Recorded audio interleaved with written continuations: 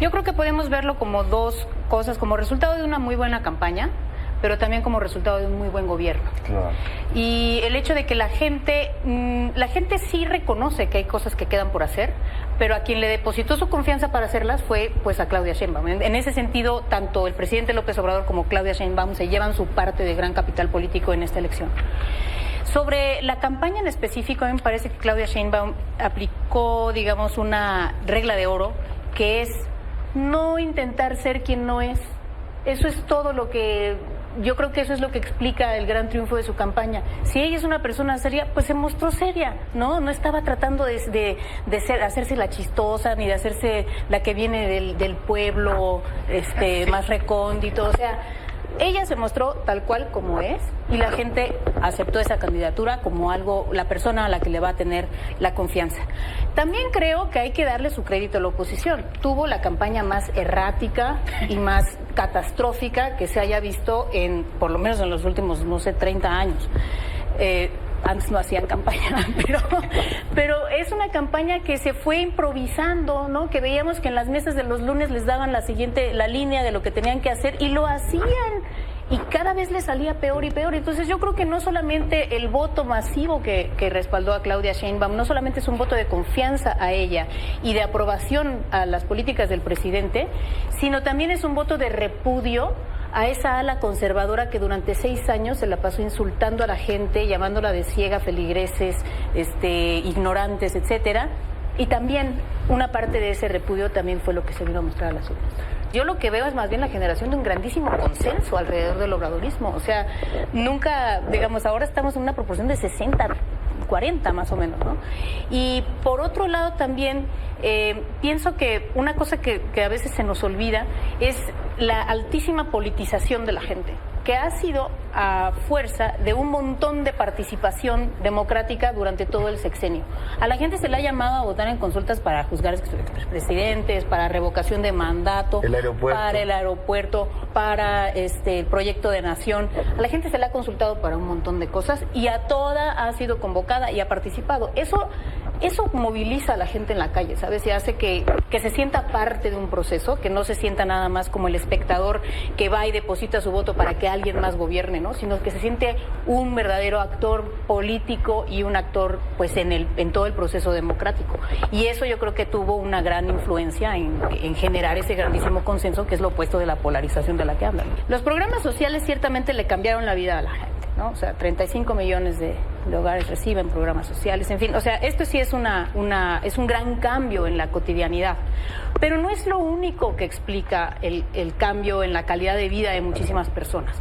De los 5 millones de personas que salieron de la pobreza, ciertamente los programas sociales ayudaron en mucho, pero 4.1 salieron de la pobreza por el aumento al salario mínimo más bien. Entonces, no solamente los programas sociales, que yo creo que sí ayudaron, y la oposición trata de enmarcar esto como si fuera una especie de toma y daca, no toma dinero y me das el voto. Esa es la peor manera de concebir lo que implica la política social. Pero además se les olvida la política laboral, que yo creo que fue la más exitosa del sexenio y que fue también la que cambió muchísimas vidas y sacó a la gente de pobreza por ingresos. Aquí, en este canal, siempre hablamos de manera directa, en línea directa.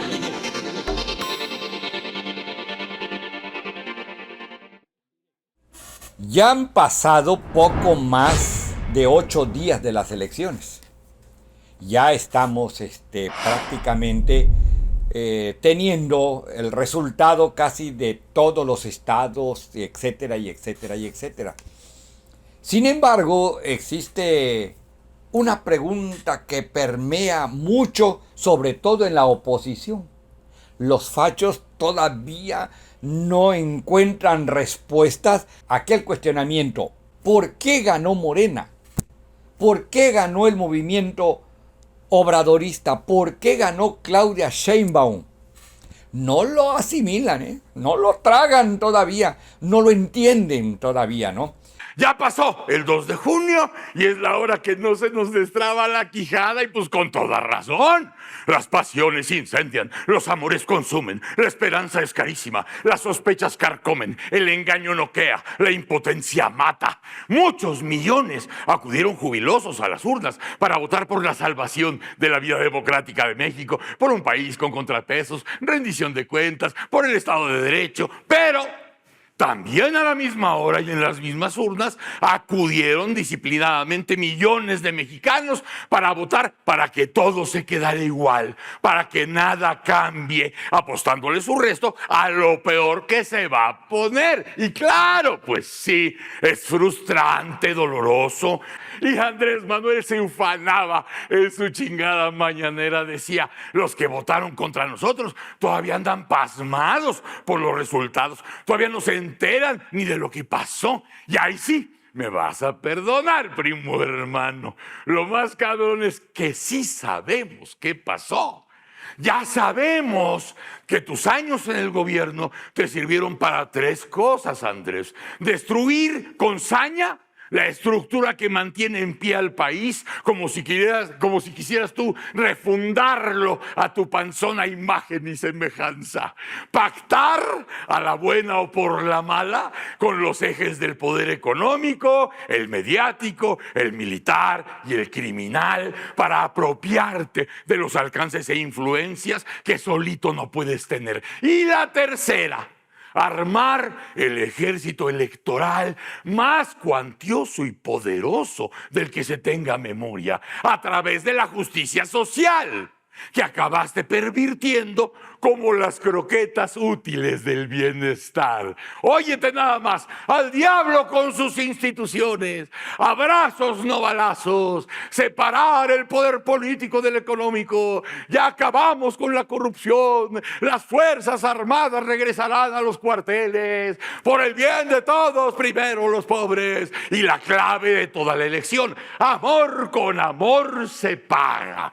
Todas esas arengas que presumían tu verdad y tu diferencia acabaron siendo las mentiras que te igualan al resto, pero que te sirvieron para hacerte pasar por la primera víctima del país, el presidente más atacado desde Madero, el más honesto de los políticos, el humanista mexicano, el animador más popular desde Raúl Velasco y el presidente que logró de manera aplastante la victoria avalada por su propio fracaso. Ya ves, Andrés, que sí sabemos lo que pasó el 2 de junio. Sí, Andrés, se llama elección de Estado, primo hermano. Sí, pasmados a lo mejor, pero pendejos nunca. Usaste a los pobres que tienes atados con dádivas. Usaste a los oligarcas que tienes atados con expedientes. Usaste a las Fuerzas Armadas atándolos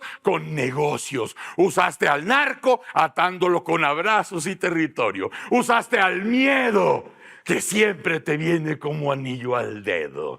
Sí te dijeron, ¿no? Que asesinaron a más de 35 candidatos durante el proceso electoral, ¿verdad? Bueno, felicidades por tu éxito, primo hermano. Tu éxito que te tiene tan feliz y tan orgulloso. A nosotros, ese mismo éxito, a nosotros nos costó la república y el futuro. Pero, por favor, no te me vayas a agüitar. Nosotros resistiremos. Sabes que lo haremos, ¿verdad? Mírame a los ojos, Andrés. Nosotros vamos a resistir. ¿Ya te diste cuenta? ¿Ya te diste cuenta, Andrés, cómo funciona la chingada vida?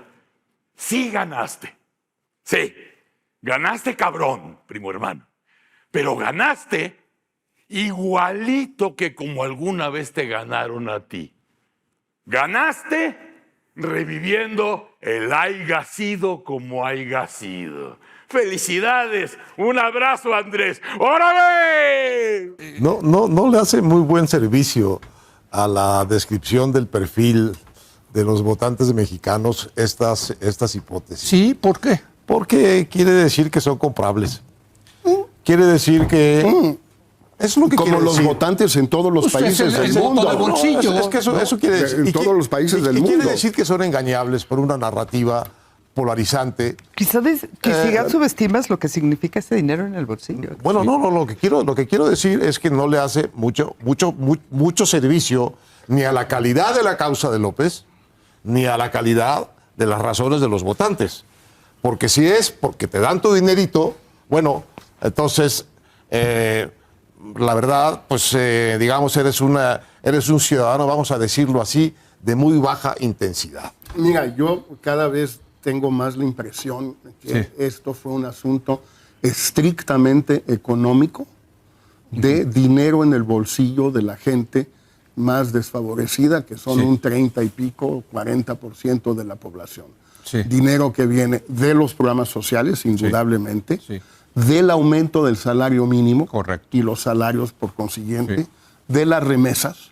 Sí. La gente tenía más lana en el bolsillo. Sí. Ingreso Todo lo disponible. demás, disposable income. Sí. Todo lo demás, háganle como quieran, que la salud, que la educación. Lo que a mí me parece interesante aquí es que lo que permitió esto es el PRIAN. Son los 40 años. Es decir, lo que permitió aumentar el salario mínimo 119% en términos reales Lo en 6 retrasado que años estaba. es lo retrasado que estaba. Haber utilizado el salario como ancla antiinflacionaria durante 40 años. Por cierto, una idea de Salomón Chertoff. Lo mismo con los programas sociales. Sí. En realidad, el estipendio mensual para los adultos mayores es muy pequeño. ¿Y por qué puede ser muy pequeño?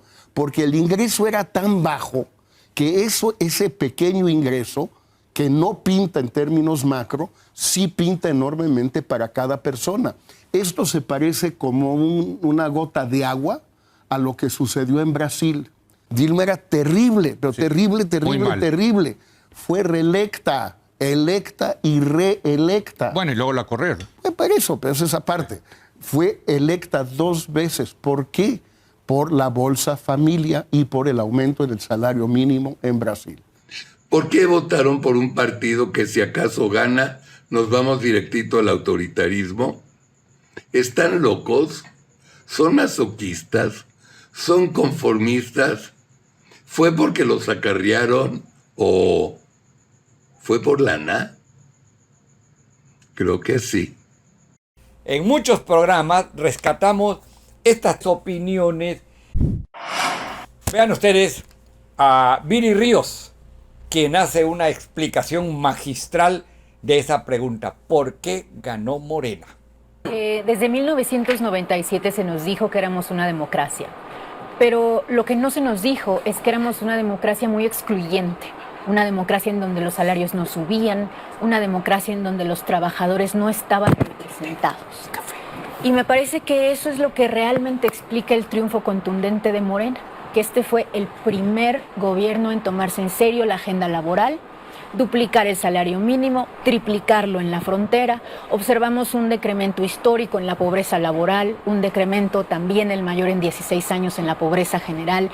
Es decir, no se puede decir que este gobierno ganó por los programas sociales, porque los programas sociales no son suficientes para lograr esta victoria. La cantidad de personas que están recibiendo hoy programas sociales no es suficiente para lograr esta victoria. Esta victoria es mayor que eso. Y esta victoria de lo que nos habla es de que si las personas queremos defender la democracia liberal, si eso es verdaderamente lo que queremos hacer, no podemos tener una democracia liberal en sus instituciones y en sus contrapesos solamente. La democracia debe darle resultados a la gente. Eso es lo que a esta transición democrática le falló. Sin duda. Yo veo en Viri Ríos mucha claridad, bastante entendimiento de las cosas. No es cerrada, al contrario, es abierta. No como los chayoteros esos que no logran entender todavía por qué. Recuerden aquel video de aquella carta de Alarraqui, donde decía, ¿por qué votaste por ese inútil presidente o ese etcétera? O sea, siempre grosero. No. Viri Ríos aquí nos demuestra algo muy importante, pero en contraparte alguien que ha estado del otro lado, dentro de los chayoteros, Denise Merker, quien en el programa, creo que es el programa de tercer grado, allí hace un análisis muy importante que quiero que ustedes lo escuchen bien. Ante la sorpresa de las 2/3 partes y del voto, escucho a mucha gente decir, pero caramba, ¿cómo es que nadie salió a defender la democracia mexicana? Y los contrapesos y la Suprema Corte y la desaparición de los proporcionales. Y ahí es donde yo sí siento que hay una irrealidad. Porque tú dime, para generar una lealtad a ciertas instituciones, esas instituciones te tienen que haber dado resultados tangibles. Y esos resultados tangibles, sí, discúlpame, pero ese régimen no los dio. No los dio. Tú no puedes pedirle a alguien para quien 2,000 pesos o un programa social significa muchísimo. Gente que el promedio es 14,000 pesos, 16,000 pesos el promedio del salario promedio en el IMSS. Es decir, tú estás dando programas sociales a personas que les significan un 20% de sus ingresos. Y tú les estás diciendo, y les siguen diciendo hoy a algunas personas, que por unos cuantos, ninguno unos cuantos. Es un ingreso significativo después de un periodo en el cual fueron salarios castigados al máximo, un mínimo castigado, llegamos a estar por debajo de Haití. Una cosa realmente penosa. ¿Cuándo consigues lealtad a ciertos contrapesos o a una? Pues cuando las personas están en una prosperidad compartida efectivamente. No puedes pedirle a las personas que salgan a votar y todavía cuestionar su racionalidad. Son plenamente racionales. Están votando por algo que es importantísimo para ellos mañana, pasado, a fin de mes. Y les estás diciendo, oye, la Suprema Corte, ¿de verdad? Sí. Eso es lo que le ofreces como contra... Entonces, ¿cuál es la sorpresa? Ahí has sido tú muy consistente en señalar que resulta absurdo pedir que votes en contra de aquel que te dio un ingreso. Que te dio que hizo que tu vida cambiara, es decir, votaste por alguien, provocó cambios en tu vida y te están pidiendo que defiendas un sistema abstracto que no te ha traído a ti ningún tipo de beneficio. Me parece increíble que la sorpresa esté del lado del que dice, ¿cómo? ¿Cómo no fueron a defender la Suprema Corte? ¿Qué les pareció? A mí me parece muy interesante lo que dice Denise Merker, porque desmenuza, deshace todo el proceso y le llega a una de las razones fundamentales del por qué la gente se volcó.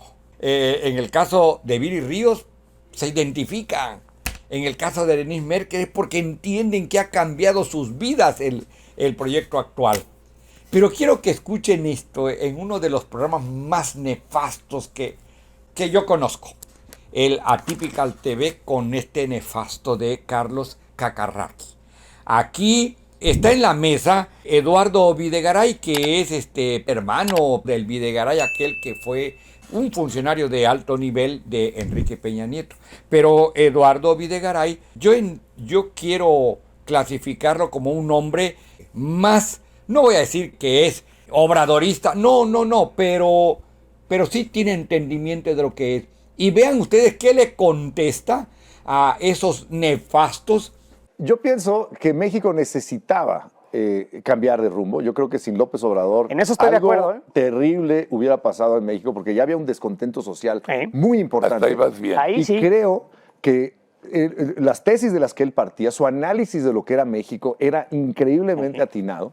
Pero siento que no se han aplicado las políticas correctas en un 100%. Pero creo que era indispensable que México cambiara de alguna manera y pues esto fue lo que nos tocó, ¿no? Pero eran mentiras, porque realmente eran promesas vacías, porque realmente era baba de perico, porque realmente era decir a toda la gente que recibe hoy en día apoyos, que es la que vota por López Obrador, la que lo va a acompañar en la marcha, que fueron mentiras, porque ellos están sintiendo la diferencia en su bolsa. Yo lo que te estoy diciendo es que la inmensa mayoría de este país no se siente defraudada por López Obrador. Estás dejando algo muy importante de lado. ¿Cuál? Que el ser humano es mucho más complejo, no piensa exclusivamente en términos económicos o en términos racionales.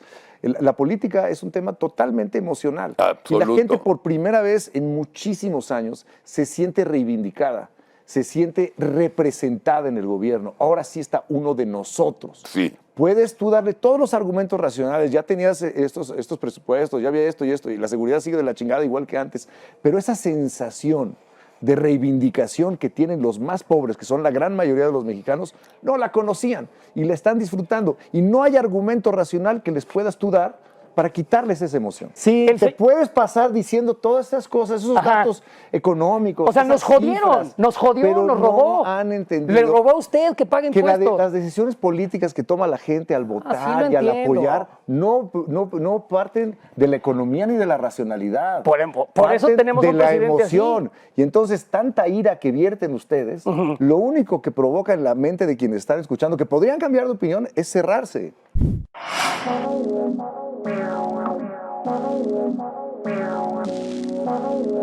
A la pregunta del por qué ganó Morena, bueno, para empezar hay que entender que estuvo el peso de un ejercicio presidencial muy bueno y muy importante como es el del presidente Andrés Manuel López Obrador.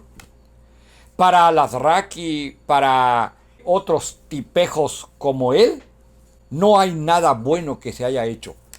Pero la gente lo percibe, la gente lo sabe, la gente entiende, la gente, cuando hablo de la gente, hablo del pueblo, de la mayoría del pueblo, no hablo de la élite, esa élite que está tan molesta que ya no le va a dar al cerillito su propina, que al viene ya no le va a dar nada, que al limpia parabrisas no le va a dar nada, que no, yo no hablo de esa oligarquía y de esa plutocracia. No, yo no hablo de ellos.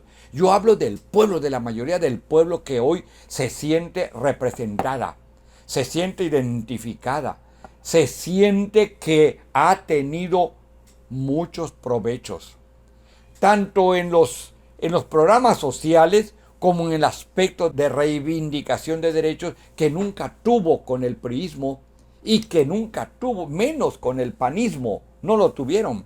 Ahora sí vieron democracia, ahora sí vieron libertad, ahora sí vieron cómo el país está creciendo, están enterados. Todavía no logro entender cómo algunos personajes que conozco y que están bastante cerca de mí no logran comprender cuántas cosas se han hecho. Y aunque, como lo he dicho en algunos otros videos, falta mucho por recorrer, sí lo creo. Hay sus detalles y sus cosas que no cuajan todavía. Sí es cierto, no lo vamos a negar. Pero eso sí, se han sentado las bases para que seamos en el futuro, al menos la doctora Claudia Sheinbaum Pardo lo va a cimentar, lo va a anclar para que vayamos hacia un país más próspero, con una economía firme. Hoy estamos como la 12ª economía. No dudemos que muy pronto vamos a estar en la 11 o en la 10ª economía. No tarda. Los capitales están llegando, el equilibrio de la democracia es verdaderamente importante. Solamente esos que no quieren a México, que no quieren al pueblo y que están cerrados totalmente, siguen insistiendo en que hubo una elección de Estado. Háganme favor, una elección de Estado. A pesar de que están en la política alta, no entienden qué cosa es una elección de Estado. De verdad no lo entienden. Pero bueno, así están las cosas. Yo sí creo que el pueblo está politizado, estaba informado, entendía las cosas que estaban realizándose y sobre todo que está recibiendo beneficios económicos que no los tenía los anteriores. ¿Por qué creen ustedes? Porque se lo robaban todo. Todo se lo robaban. Y por eso es de que están molestos de que ya no pueden seguir robando. Muy importante, muy interesante. Todavía esto tiene mucha tela de donde cortarse, pero me parece a mí que vamos por buen camino. Y hoy con los, recuérdame, con los 35.924.000 votos que tuvo la doctora Claudia Sheinbaum, casi 36 millones de votos, casi 36 millones de votos, me parece que sí se van a seguir transformando muchas estructuras enquilosadas y corruptas de nuestro país. Vamos a seguir avanzando, tengo la plena seguridad. Muchísimas gracias por llegar a este momento del video, al final del video. No se olviden de regalarnos el like, por favor, ese pulgar hacia arriba. No se olviden también de compartirlo y de suscribirse si no lo ha hecho. Los espero en el siguiente video de Víctor Ancheita OFC, Línea Directa.